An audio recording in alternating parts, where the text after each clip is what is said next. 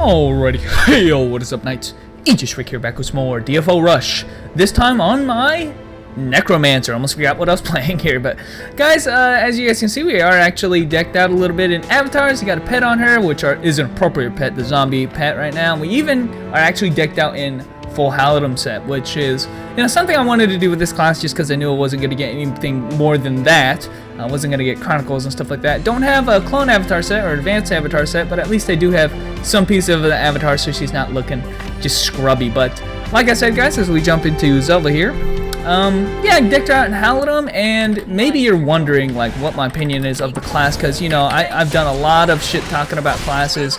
This is probably one that you'd expect me to just shit on completely, because here's the main reason why. I mean, and the biggest complaint really about most of the face roll type classes is that literally I don't have my hand on the keyboard and the game can play itself. And, you know, if I stand near this door and I let these two Nicholases spawn, which, by the way, I do have two Nicholases because of this boss unique, level 80, Iris's form literally summons two for me for 60 seconds. So they can, I don't have my hand on the keyboard and they can play themselves. The reason why, I mean, I hate this about this class, honestly. I hate that it relies on it. I hate how effective it is and how useful it can be.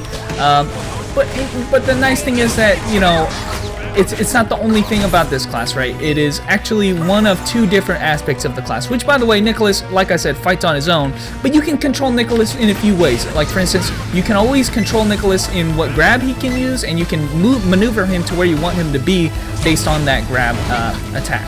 And so at least you have a little bit of control in that aspect. You can also toggle this effect right here, which is kind of like an AoE slow, I think, and minor damage.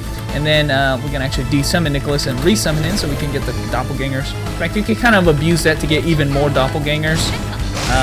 Since the doppelganger lasts for 60 seconds, I can desummon, resummon him in between that time and actually get multiple doppelgangers out. But like I said, Nicholas is my least favorite aspect about this class, but it is the only summon of the class. So, I mean, as much as I hate the summoning idea and the fact that it's so face roll and I don't have to worry about playing the game, it is only one half of the problem, and because it's not the full identity of the class, it's not as bad. And I think that's something I had to learn. The second half of the class actually is the Valakar, which, much like the Nicholas, has different skills that work only while he's active, which I haven't actually talked about Valakar, but Valakar is the big ghost or knight guy behind me, and he is, you know, obviously kind of like my augmented basic attack. He's kind of like my arm of damage, really, because I do get a lot of Valakar only skills, and they generally are the ones that do the most damage, as I don't actually have them shortcutted, because generally I have a TOD build right now. Actually, let's change our build a little bit while Nicholas literally fights for us. And, you know, we get a big skill like this, which is a massive hit right there. Okay, not doing a lot of damage because my build is a little bit suspect, honestly, because of, again, a lot of my characters have these TOD builds because I don't use them for anything else. This character especially, just because I already got the Halidom set, so I don't have to worry about, really about how geared this character is anymore, since she is rocking Halidoms and stuff like that. It's all about the TOD. So, guys, I'm going to take this second to go back to town and rechange the build a little bit. Not get the skills that I'm more used to.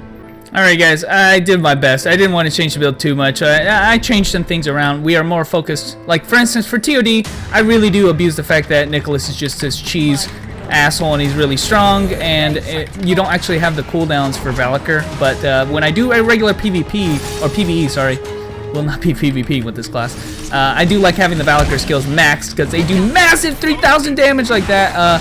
And, you know, I haven't actually showed this class off before, but this class really, the Valakar and all that, really are just carrying this class in terms of strength when you actually build it that way. Again, not something that you can actually do in TOD because you don't have the cooldowns for it, but when you're doing regular instances, you get that access and you get to play the class as I feel is the most fun. Really, there are two ways to go. The way I first started this video as is the one that's focused entirely on Nicholas kind of carrying you, like I do for the TOD. But when you have the Valakar only build, or the Valakar focus build, he's the kind of guy who will just wipe out whole rooms entirely.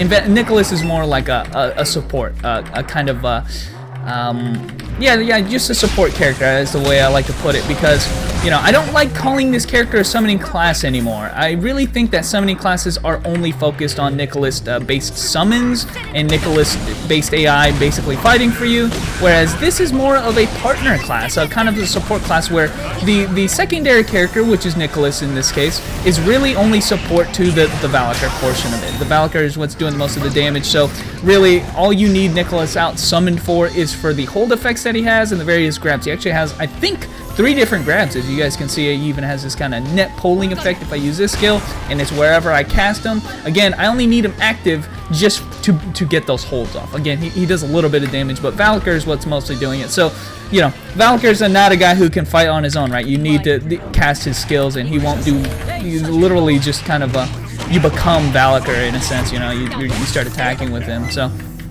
Nicholas is just sub to that, right? You use him for this, so that you can combo into Valakar, and then to do the big hits, as I screw that up there.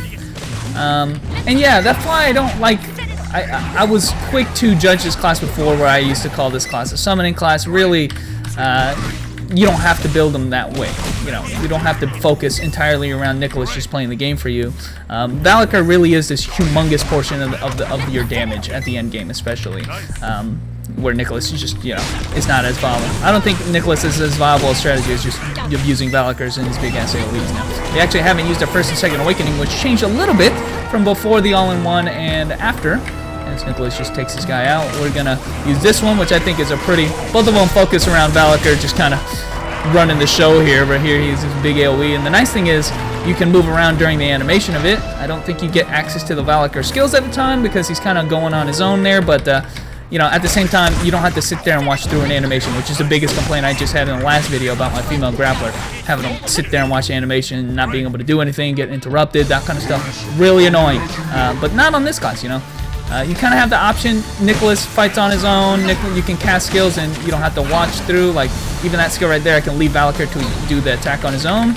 And finally, this one you actually, I do believe, let Valakar again go off on his own and cast his awesome skill as he summons his true form out there, dish out just a bit of damage. So his class, maybe I'm not playing it to the best of my abilities here, but you get the idea, right? It's not a summoning class. I don't like calling it a summoning class anymore. I'm sorry for all the shit I've given Necromancer in the past, but this is definitely not a class that's just focused on summons, right? Like a summoner, like a chaos. So if you play Necromancer, I'm going to give you a little bit of respect. I still think that Nicholas is too fucking abusive in PvP to be like ignored, kind of like he is in PvE. You know, you can't ignore that fuck because he's just going to interrupt you and can't die. And again, he has grabs and stuff like that. Zombies that chase you. Stupid, annoying shit that is half of the gameplay for the Necromancer, but still. Valakar is going to say the main portion of it. So I wanted to make that point because, as you guys might know, that in Korea there's the big update for the Male Mage second awakening, or sorry, Male Mage new classes, since releasing 3 of them, shockingly. One of them is going to be kind of like the Necro, as we've seen. There is going to be this lowly summon kind of deal going on, as we have the strongest move on the Necromancer, by the way, Guillotine. Incredibly high damaging skill right there, but it's going to be very similar to this class, which is why I kind of wanted to bring it up, why I don't want to be quick to call this class a summoning class, because it's going to play exactly the same way. I like calling these classes more like partner classes, right? Because they're classes that only do, you know, they do effects and they are doing damage and they are AIs that fight completely on their own, but at the same time, you know, you don't just completely ignore them and they fight. So there, I just want to make that point as we keep moving on here. And one thing I haven't mentioned is that Valakar has a suite of different kind of animations for his basic attack. You can see that your X string changes into a Valakar X string, which is this kind of combo. If you press Z, X2 does a barrage attack, and if you press it again, he does a downwards lunge. These are the skills that are actually next to my supporter skill right here, which are the 3 different skills. And then if you press a double forward and then X, he actually does a grab attack, which is a small AoE and does a bit of damage, which is similar to his Valakar grasp skill, one of my favorite skills of Valakar right there. And here's a little bit of guillotine and various effects to get this hold off. Get that slam, and then Valakar is going to get yet another slam. That is such a cool move right there with the Valakar slam, which, again, I like because you can cast it and keep moving. Keep casting your other skills while Valakar is doing his own attack.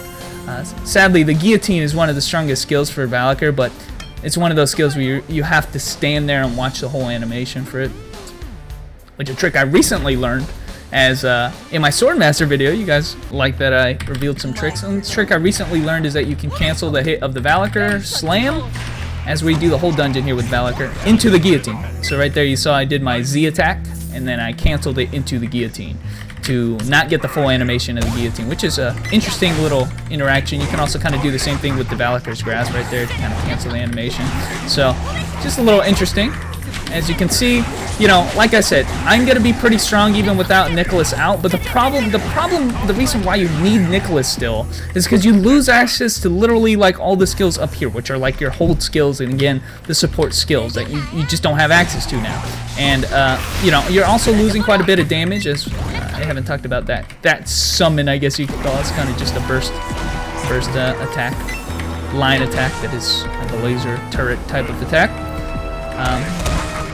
But yeah, you lose option to so many of your like really humongous high damaging or high utility skills in legit 2 different grabs, a big AoE and then another grab hold kind of deal.